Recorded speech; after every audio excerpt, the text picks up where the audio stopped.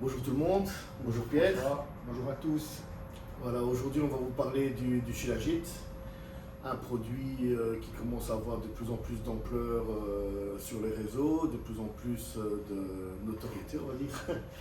C'est un produit qu'on vient me demander beaucoup pour tout ce qui est boost de testostérone, boost d'énergie, meilleure récupération, anti-fatigue, anti-âge aussi également, pourquoi pas.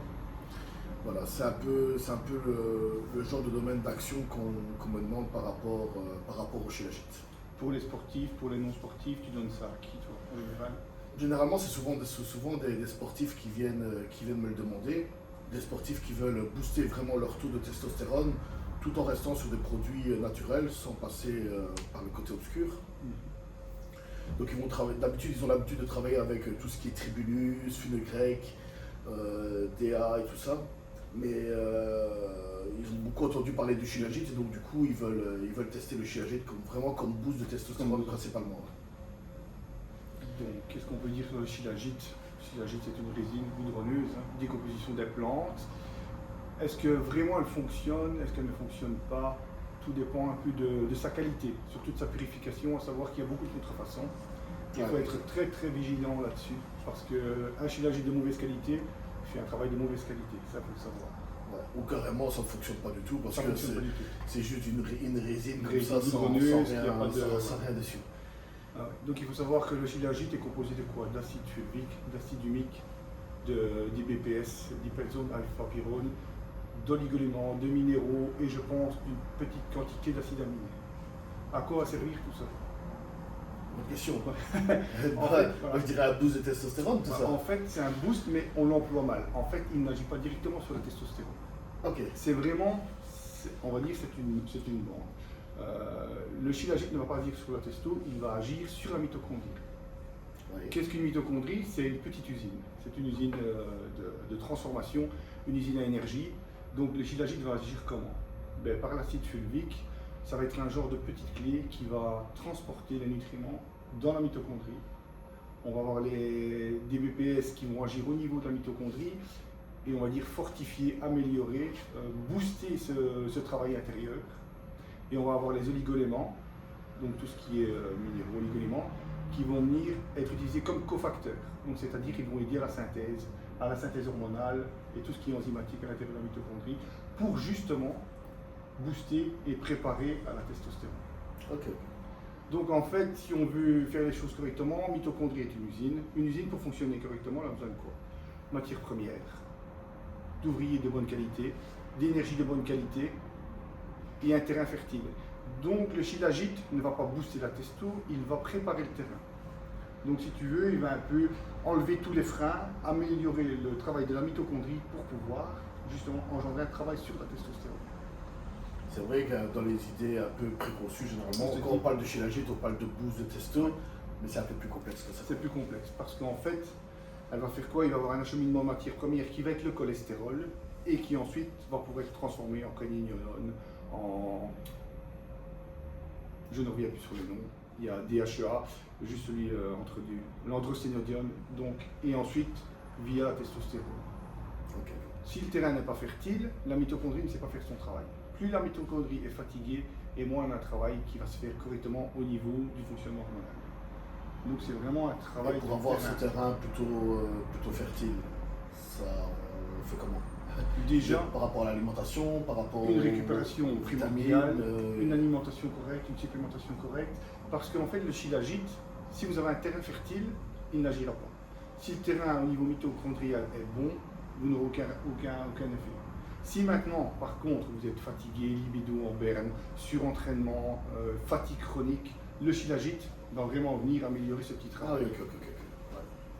Donc c'est toute une filière énergétique qui doit être optimale. En tout cas, ici, moi, au magasin, j'ai quand même eu des retours très positifs, comme quoi les gars, ils me disent, même dans les sports de combat, ils ont vraiment un gain d'énergie, Oui, un gain de force, beaucoup moins fatigués, beaucoup plus de hargne Oui. pendant l'entraînement, Ouais. et ils en sont plutôt satisfaits. En fait. Parce qu'en fait, on va amener un terrain androgénique positif via la mitochondrie. Donc on va avoir un terrain androgénique beaucoup plus élevé. Ok. Encore, il faut savoir que quand on parle de boost de testostérone, ce n'est pas la quantité de testostérone qui va être vraiment profitable. C'est la qualité et à savoir comment le corps va réceptionner ce testostérone. Parce que si le corps n'est pas je vais dire, préparé, n'a pas un terrain favorable, on peut avoir autant de quantité de testostérone qu'on veut, le travail ne sera pas. C'est-à-dire que les récepteurs doivent être corrects, doivent être en bon état, et les protéines de transport doivent être en équilibre. C'est-à-dire qu'on a plusieurs protéines de transport sur la testostérone qui sont l'albumine, la SHBG et la transcortine. Vous pouvez avoir un taux de testostérone total qui est très élevé et au niveau du corps avoir une fatigue vraiment chronique. Ou pourquoi? Parce que la testo libre n'est pas actif. C'est justement cette testostérone qui va être libre, qui va être actif. Okay. Donc c'est vraiment la qualité des récepteurs et du niveau du corps pour pouvoir absorber cette testostérone. Disons qu'au niveau du domaine d'action, c'est quand même assez complexe. Oui, voilà. Donc, et le shilajit ne va pas booster comme un produit chimique. Elle va juste, je vais dire, faire proliférer les choses correctement. Elle va amener un terrain, comme je l'ai dit, un terrain favorable. Okay. Maintenant, au niveau des conditionnements, on peut le trouver en pâte. Nous, ici au magasin, on l'a en petite boule, en petite boulette. Malheureusement, je ne peux pas vous montrer de boîte parce qu'il y a tellement de succès qu'on est en rupture de stock. Je le reçois normalement la semaine prochaine. On est en conditionnement, c'est 150 boulettes. C'est l'équivalent de 5 par jour pour un dosage plutôt optimum. Alors il y a plusieurs, comme Pierre vous a dit, il y a plusieurs qualités au niveau du shilajit. Il faut quand même prendre un shilajit de vraiment de très bonne qualité, où il y a un label certifié, où on connaît la provenance. Parce que sur internet, on va vous parler des Shila Max, des Shila Giga de la NASA, peu importe, mais non, il faut rester sur un shilajit de très bonne qualité pour pouvoir avoir des résultats très corrects. Et l'acide fulvique qui soit quand même supérieur à 20%, parce qu'il a fait pas mal de travail là, dans le shilajit. Où il y a eu des études qui ont été menées dessus, où c'est certifié, où il y a des labels de qualité. Donc ça, c'est très important. Nous, on a le shilajit, le Mountain Caviar, on a des très bons résultats avec, on a des très bons retours.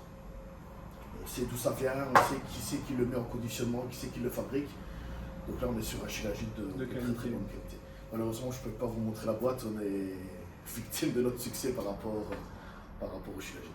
Alors ça peut être pour les hommes, pour les femmes, hein. Il n'y a pas de... Et pour les femmes, tu entends quoi? Parce que bon, la testostérone et les femmes, ça ne va pas très bien ensemble. Enfin, c'est des idées préconçues un peu qu'on attend. Une femme a besoin de testostérone. Maintenant, est-ce que ça va jouer beaucoup sur l'énergie, la récupération aussi? À savoir que les hommes, la testostérone est fabriquée majoritairement dans les testicules. Par contre, chez les femmes, la testostérone vient de la DHEA, des surrénales et des ovaires. 50% de DHEA, 25% des ovaires, 25% des surrénales. Donc pour une femme qui en manque de testostérone, il n'y aura pas de libido, elle ne va pas brûler le gras, faire de la cellulite, elle va être fatiguée, manque d'énergie. Donc une femme a besoin de testostérone. Donc bien se dire, une femme n'a pas besoin de testostérone, c'est complètement faux, une femme a besoin de testostérone. Donc si elle a un petit manque d'androgène, le shilajit peut faire le travail. Donc toujours aussi bien chez les hommes que chez les femmes, c'est un produit qui peut être donné. Qui peut être tout à fait, et il est aussi efficace chez l'un que chez l'autre. Et je pense même qu'il est un peu plus efficace chez la femme. Ah oui, mais généralement la femme niveau testo est beaucoup plus réceptive que les hommes. Et question dosage, moi je préconise sincèrement grand maximum 500 mg le matin, 500 mg le midi, ça va faire un bon travail. Je pense qu'il ne faut pas plus, au-delà d'un gramme, je pense que c'est inutile. Moins de 500 mg, je pense que c'est inutile, mais plus d'un gramme, c'est inutile aussi. Pas le soir. C'est sûr que le surdosage n'a jamais aidé à performer. Donc, on est resté dans les dosages corrects et efficaces plutôt que des surdosages qui ne servent à rien, que finalement ça va partir au déchet. Donc, bien comprendre que le shilajit ne va pas avoir d'impact direct sur la testo, mais sur les mitochondries, sur vos petites usines à fournir de l'énergie. Donc ça c'est le point premier, parce qu'on se trompe souvent, on dit tout le temps oui le shilajit booste la testo, non, c'est indirectement. Il va vraiment améliorer le terrain de la mitochondrie et vraiment favoriser son travail. Donc à tous les niveaux, même construction d'ATP, respiration cellulaire, donc on aura quelque chose de très propre, de très net avec le shilajit. Le shilajit peut être additionné à d'autres suppléments. Moi j'ai fait un petit protocole de 6 ou 7 suppléments qui va être fait en plusieurs semaines. Donc c'est-à-dire que je ne vais pas ajouter les suppléments l'un avec l'autre directement, je vais les ajouter semaine par semaine pendant 6 à 7 semaines pour vraiment augmenter cette capacité à récupérer et à améliorer ses entraînements. Ah, donc c'est vraiment un ensemble, c'est vraiment On peut l'assembler, un oui, bon on peut produit l'assembler. on peut compléter via Ouais. certaines vitamines. Certains compléments peuvent être vraiment additionnés, mais je dis qu'on s'est donné tout en même temps. C'est un travail vraiment, on va dire, semaine par semaine. Ok. Ben, merci beaucoup pour ces infos, Pierre. Pas de souci, j'espère que j'étais assez complet, parce qu'on peut dire beaucoup de choses, mais c'est un peu entrer dans des détails où il faut Toujours vraiment... des informations très éclairées, très précises, et au moins ça nous explique un peu mieux le fonctionnement de certains produits. On sait pourquoi les prendre, on sait dans quel but, et pour favoriser et atteindre les objectifs qu'on s'est fixés. Et j'ai oublié de dire, il a aussi un petit impact sur le côté cognitif. Il y a des études qui sont en cours sur le côté cognitif et maladie d'Alzheimer. Par rapport à la protéine Tau, le Tau TAU, elle a un impact et elle va la limiter pour vraiment avoir un aspect cognitif beaucoup plus élevé et vraiment limiter les problèmes d'Alzheimer. Mais c'est encore encore en test. C'est encore en test et donc on ne peut pas certifier. C'est un produit qui agit quand même sur beaucoup de choses. Oui, savoir qu'il y a aussi du potassium et que c'est bon pour la tension, parce que bien souvent les problèmes de tension ne viennent pas que du sodium, ils viennent aussi par un manque de potassium, donc le shilajit agit aussi à ce niveau-là. Ok. Il est assez complet au niveau minéraux et oligo-éléments.